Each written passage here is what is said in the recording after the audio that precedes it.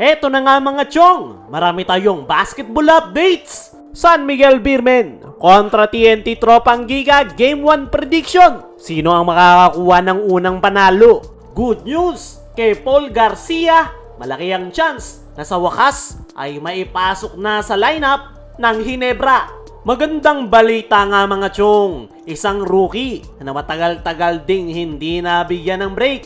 Ngayon ay unti-unti nang nagkakaroon ng pagkakataon. Yan ay walang iba kundi etong si Paul Garcia, dahil posibleng ang mapasama na siya sa official lineup ng Barangay Ginebra next season.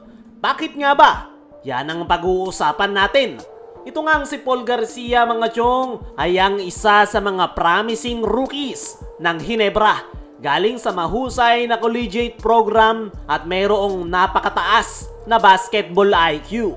Pero sa kabila nito, hindi siya pinalad na mapasama sa final lineup nitong mga nakaraan nang dahil yan sa loaded ang Ginebra sa kanilang guard rotation. Pero hindi nga sumuko etong si Paul Garcia. Imbes na panghinaan ng loob ay tuloy-tuloy pa rin itong dumadalo sa team practice ng Ginebra. Sa katunayan, isa nga siya sa pinakamasipag at talagang pinapakita niya kay Coach Tim na gusto niyang makapaglaro sa Ginebra. At ngayon, na umuugong ang balitang nalalapit na pagre-retiro ni L.A. Tenorio dahil na rin sa kanyang edad at coaching duties sa Gilas ay marami ang nalungkot. Pero isang magandang balita ito para kay Paul Garcia. Dahil dito na magsisimula ang isang bagong kabanata ng kanyang basketball career. Dahil once nga na magretiro si L.A. Tenorio ay magkakaroon ng open slot sa lineup ng Ginebra.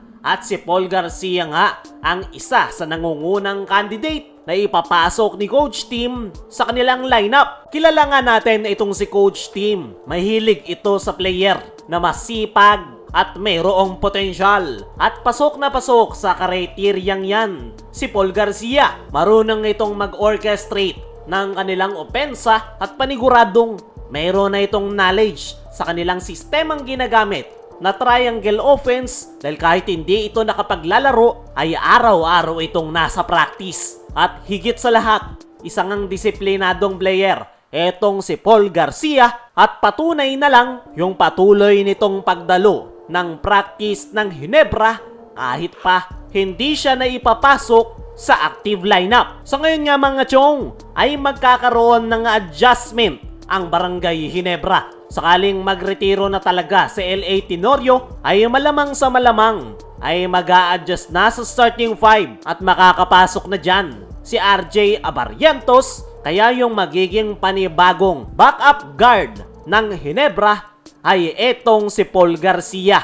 Maaari itong maging backup playmaker at spark plug guard na maaaring ilagay sa second unit. At sa paparating na panibagong season ay maaaring ito na yung pagkakataon ni Paul Garcia para tuluyang magpakilala at maipakita ang dahilan kung bakit siya kinuha ng Barangay Ginebra. Para sa akin mga chong ay kumpiyansa ako na makakapasok sa active lineup at makapaglalaro na etong si Paul Garcia sa Ginebra next season. At sakaling matuloy yan ay paniguradong kung ano yung hustle at energy na pinakita ni Jason David ay paniguradong kaya ring may ipakita netong si Paul Garcia. At yung po pwede niyang may contribute ay ang kanyang playmaking at outside shooting. Kaya mga chong, ano ang masasabi nyo sa magandang balita dito kay Paul Garcia?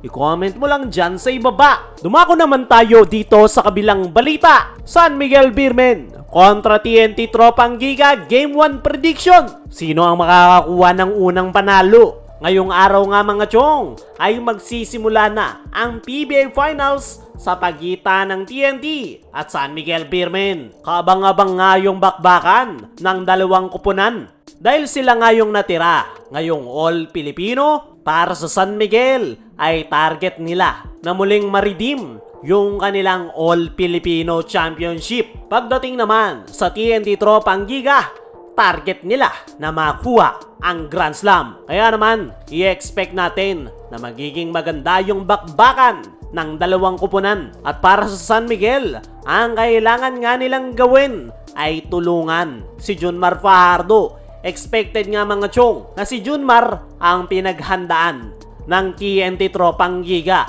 Kaya naman kakailanganin ni Junmar ng tulong kung gusto nilang makuha ang panalo. Kailangang mag-step up ng ibang mga players ng San Miguel dahil hindi nga po pwedeng si Junmar lang yung kanilang aasahan. Pagdating naman sa TNT Tropang Giga, ang kailangan nilang gawin ay pumutok yung kanilang outside shots. Outside shooting nga yung bentahe ng TNT kontra sa San Miguel Beermen. At once nga na maikonekta nila yung kanilang mga outside shots, ay malaki yung chance nila na makuha ang panalo.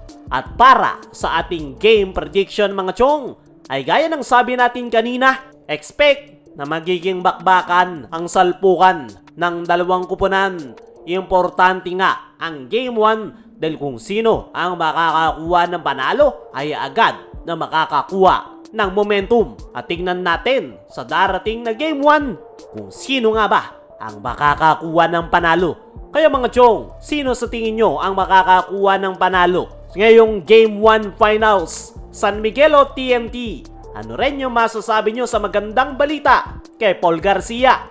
I-comment mo lang dyan sa ibaba.